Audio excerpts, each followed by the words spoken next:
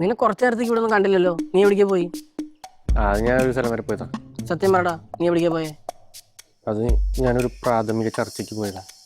ഈ പ്രാഥമിക ചർച്ച എവിടെയായിരുന്നു? ഞാൻ പാർട്ടി മാറാൻ പോവാ. നീ എന്ത് വർത്താനീ പറയുന്ന സഹായദാസ? എടാ, ഇനി ഈ പാർട്ടിയിൽ നിന്നിട്ടൊരു കാര്യമില്ല. നമ്മുടെ പാർട്ടിനെ ജയിക്കുന്നു എനിക്ക് തോന്നുന്നുണ്ടാ? അത് നമുക്കറിയാലോ. എന്ന് വിചാരിച്ച് പാർട്ടി മാറാണോ വേണ്ടത്?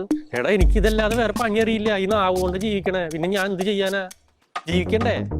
എടാ, സംഗതി നീ പറയണതൊക്കെ ശരി തന്നെയാണ്. പക്ഷെ എന്ന് വെച്ച് പാർട്ടി മാറുക എന്നുള്ളത് നമ്മുടെ എത്തിക്സിന്റെ ഭാഗമാണ്. ആ എത്തിക്സും നോക്കിയിട്ട് കാര്യമില്ല. ജീവിക്കണ്ടേ? ഇല്ല, നമുക്ക് വഴി ഉണ്ടാക്കാം. എന്ത് വഴി? എടാ, ഇപ്പോ അവിടെ അപ്പുറത്ത് കസാര കളിയാണ്. എടാ, ഇപ്പൊ ദേവകി മെമ്പറുടെ പാർട്ടി മൊത്തം അടി നടക്കുക. ADC BC അങ്ങനെ എന്തൊക്കെയോ തമ്മിൽ ആ വഴക്ക. സീറ്റ് കിട്ടാൻ വേണമെന്നും പറഞ്ഞിട്ട് MLA മാർക്ക് അടി, മന്ത്രിമാർക്ക് അടി. പക്ഷെ ആകെ ഒറ്റ സീറ്റല്ലേ ഉള്ളൂ. ഈ സമയത്ത് നമുക്ക് ദേവകി മെമ്പറുടെ ഒരു ഫ്ലക്സ് അങ്ങ് വെച്ചാലോ? എന്ത് ഫ്ലക്സ്? ഞാനാവണം ഇനി MLA മന്ത്രി എന്നൊക്കെ പറഞ്ഞു. എടാ, അങ്ങനെ വെക്കുകയാണെങ്കിൽ അപ്പോ പാർട്ടിയിൽ മൊത്തമുള്ളവര് ദേവകി മെമ്പറുടെ എതിരാവോ? അങ്ങനെയാണെങ്കിൽ പാർട്ടിയിൽ നിന്ന് പുറത്താക്കോ? അപ്പൊ നിനക്ക് ഇത്തിരി ആശ്വാസം കിട്ടില്ലേ? നല്ല ആശ്വാസം കിട്ടും. അങ്ങനെയുള്ള കാര്യങ്ങളൊക്കെ നീ ആലോചിക്ക്. അല്ലാതെ പാർട്ടി മാറണമെന്ന് നീ ആലോചിക്കല്ലേ. എന്തിനാവശ്യമില്ലാത്ത ചിന്തിച്ചു കൂടുന്ന? നമുക്കിത് ആശാനെ അറിയിക്കണം. ആശാനോട് നമ്മളെല്ലാം അറിയിച്ചിട്ടാണോ? നമുക്ക് ആശാനൊരു സർപ്രൈസ് കൊടുക്കാം. സർപ്രൈസ് കുറച്ച് കൂടുന്നുണ്ട്. എടാ, ഇത് നോക്കോ, അത് ശരിക്കും ആശാ സർപ്രൈസ് ആയിരിക്കും. അത് ശരിയാണ്. ഞാനേ ഇറക്കാൻ പോയപ്പോഴേ അവരാട്ടി തന്നെ. അല്ല, നീ എന്താ പോയി ചോദിച്ചത്? അതിലേക്ക് സ്ഥാനം തരുമോ? നാണുണ്ടോടാ നിനക്ക്? നാണം നോക്കിയിരുന്നിട്ട് കാര്യം എന്താ? എല്ലാ പാർട്ടിക്കാരും ചെയ്യണതല്ല അങ്ങോട്ട് മാറില്ല ഇങ്ങോട്ട് മാറില്ല. ഇതിലിപ്പോൾ എന്തൊരു നാണിക്കാനുള്ളത്? നമുക്ക് എവിടെയാണോ അന്നം കിട്ടുന്ന അവിടെ നിൽക്കുക. നീ വെക്കില്ലേ എന്ത് ഫ്ലക്സ്? ഫ്ലക്സ് ഒക്കെ ഞാൻ വെച്ചു. പക്ഷെ പൈസ നീ കൊടുക്കണം. അത് കൊടുക്കും.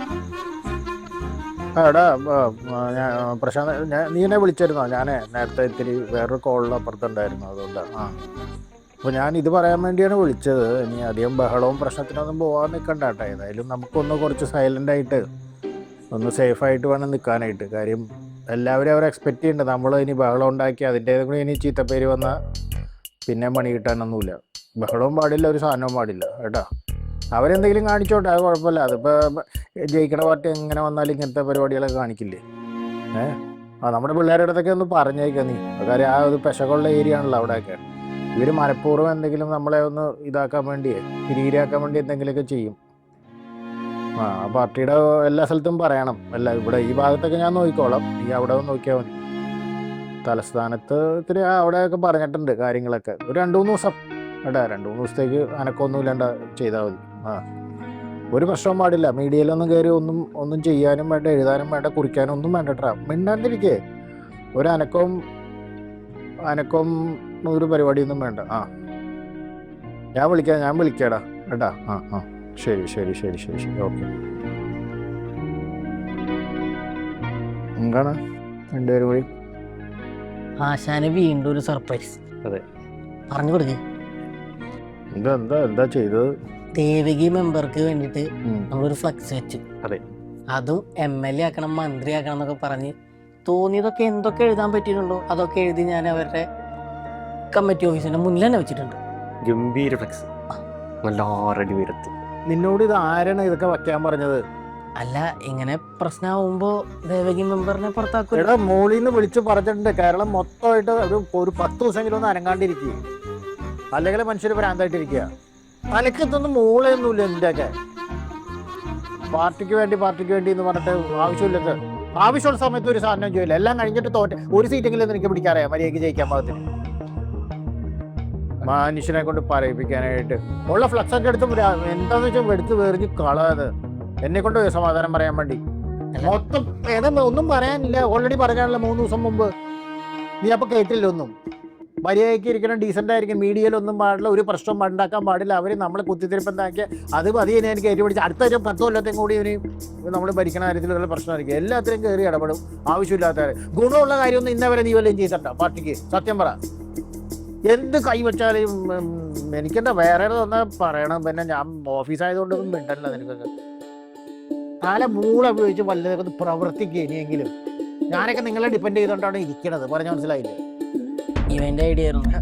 നീ മേലാണ്ടല്ലോ പാർട്ടിക്ക് വേണ്ടി പോകുന്നു പറഞ്ഞ് ഇങ്ങോട്ട് വന്നാണ്ടല്ലോ നിന്റെ ചവിട്ടിയും വായിൽ ഞാൻ പറയണില്ല.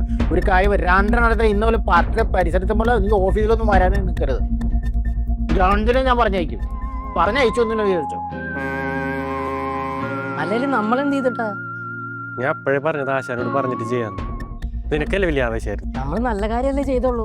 നല്ല കാര്യം തന്നെയാ, പക്ഷെ ആ പന്ന ആശാന് മനസ്സിലാവണില്ല. അതെ, ഞാനൊരു കാര്യം തീരുമാനിച്ചു. എന്ത്? ഇനി ഇവിടെ നിന്നിട്ട് എന്തായാലും രക്ഷപ്പെടില്ല. നീ പറഞ്ഞാൽ ശരി. ഒന്നല്ലെങ്കിൽ നിന്നെ പോലെ നാളില്ലാതെ മറുകണ്ഠം ചാടണം. അതെന്നെ കൊണ്ട് പറ്റില്ല.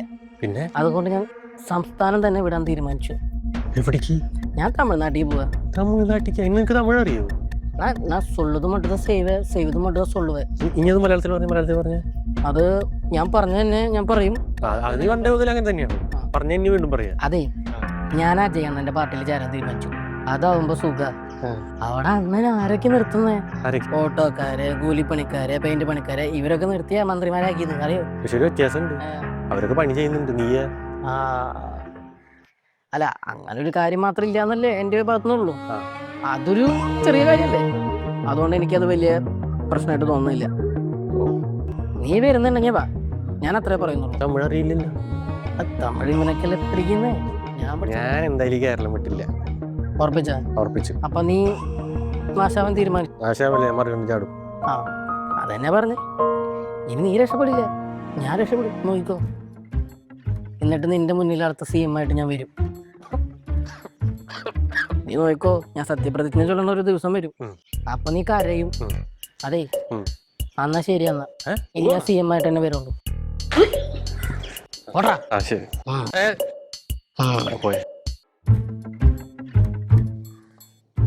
നോക്ക്, എന്നാലും അമ്മ നിങ്ങൾക്ക് ഭരണം കിട്ടിയിട്ട് ആര് മുഖ്യമന്ത്രി ആവുന്നുള്ള കഷ്ടമാണേ ഈ തല്ല്.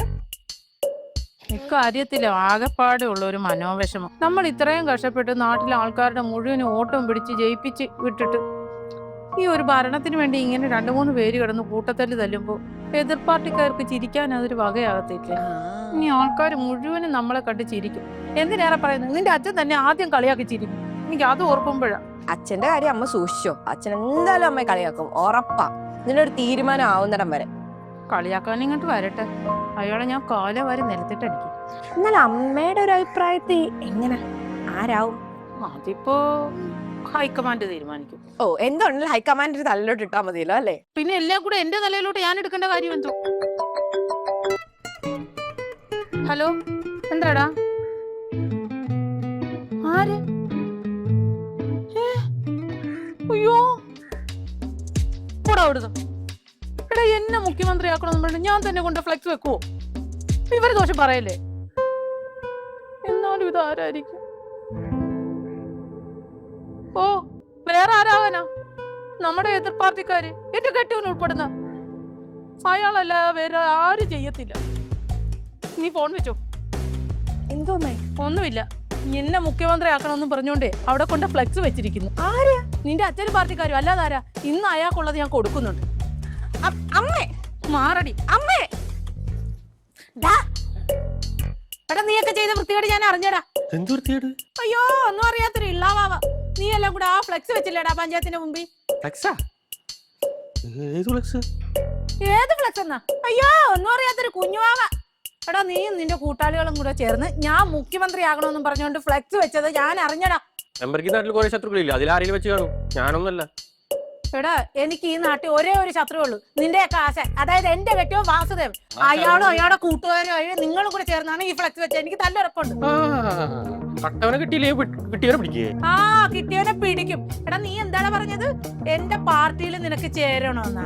എടാ, നിന്നെ എന്റെ പാർട്ടി ചേരാത്തതിന്റെ വൈരാഗ്യത്തിൽ നീ അല്ലേടാ ഫ്ലെക്സ് വെച്ചത്? അതെ, ഞാൻ തന്നെ വെച്ചത്. മെമ്പർ എന്ത് ചെയ്യും? ഞാൻ തന്നെ വെച്ചത്. ഇനിയും വെക്കും. വെക്കുവോ? നീ വെക്കുവോ? നീ പറഞ്ഞ ഒന്നുകൂടെ പറഞ്ഞടാ, ഒന്ന് കേൾക്കാനുള്ള സുഖം കൊണ്ടാ. ഒന്നുകൂടെ പറഞ്ഞു. ഞാൻ തന്നെയാ വെച്ചത്, ഇനിയും വെക്കും, പലയിടത്തും വെക്കും. നിന്റെ പേരെന്താന്നാ പറഞ്ഞത്? ഇത് വെറും സാമ്പിൾ മാത്രം, ഇനിയുള്ള പണിക്കെടുക്കുന്നേ ഉള്ളൂ. ഈ ഫ്ലെക്സ് വെച്ച നിന്റെ പേരും കൂടെ പറയടാ ഒന്ന്. അത് മെമ്പർക്ക് അറിയില്ല? ഇല്ല. സഹായദാസ്. എല്ലാം കിട്ടിയോടി മോളെ? ഷൂട്ട് ചെയ്ത് കഴിഞ്ഞോ? അയ്യോ മെമ്പറെ, എടാ ഈ ഒരു ഒറ്റ വീഡിയോ മതി നിന്നെ നാട്ടിക്കാനായിട്ട്. ഇതിനു വേണ്ടിയാണ് ഞാൻ ഇത്രയും കഷ്ടപ്പെട്ടത്. അയ്യോ മെമ്പറെ, ഞാൻ ഒരു ആവേശത്തിന് ആവേശത്തിന് പറഞ്ഞതെല്ലാം എന്റെ മോളുടെ ഫോണിലായിട്ടുണ്ട്. കാണിമോളെ ഒന്ന് പറ. Sorry, I M helpless. ഈ കാര്യത്തിൽ ഞാൻ അമ്മയുടെ കൂടെ. അമ്മ എനിക്ക് ട്രൈപോഡ് വാങ്ങിച്ചു തരാമെന്ന് പറഞ്ഞായിരുന്നു. ഞാൻ വേണമെങ്കിൽ ആശാന്റെ ഫ്ലെക്സും കൂടി വെക്കുമ്പോൾ. അയ്യോ വേണ്ട, നീ ഇനി ഒന്നും ചെയ്യണ്ട. ഇനി ചെയ്യാനുള്ളതൊക്കെ ഞാൻ ചെയ്തോളാം. നടക്കരി മോളെ.